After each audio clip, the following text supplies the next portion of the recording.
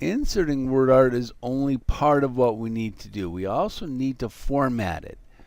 And remember, word art is a picture, so we're going to go to our drawing tools options, the format tab, and we're going to rotate this text.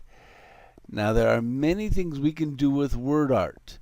We can rotate it, we can bevel it, we could add glow, reflection, and shadow. Later on, when you format your word art, you can pick what options you want to do, but for this first one only, we're going to do all the options so you're familiar with formatting using each option. So let's go ahead and add a 3D rotation. You don't have to add the same 3D rotation that I do. I'm going to pick this one for a specific reason. I'll tell you about it in a second. I picked this one because it makes my word art come off the screen. Notice the R and the T are off the slide. You never want the object off the screen or its placeholder off the screen.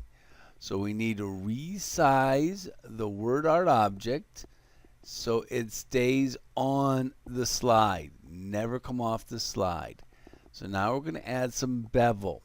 Bevel is what we do to each individual letter in the word. And you can see in the background there how my word art changes little by little when I point to the different bevel options.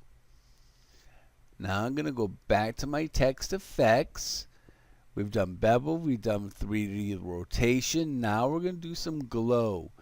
Glow's like, the sun shining off of you. The glow, you glow. And there are different colors to our glow.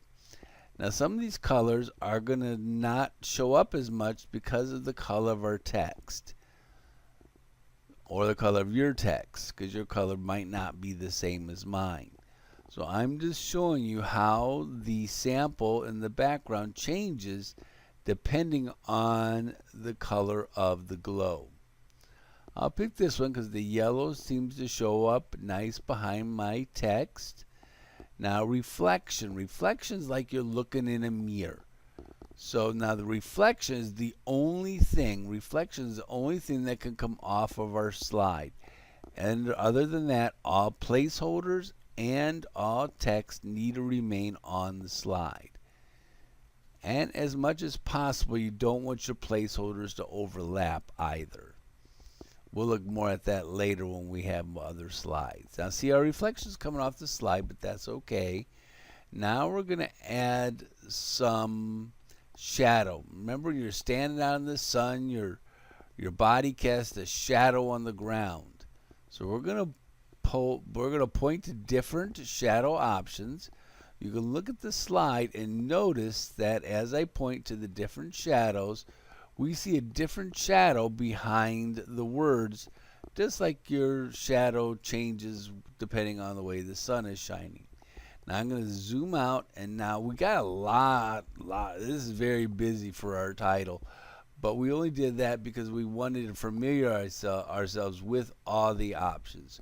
We won't do that in the future.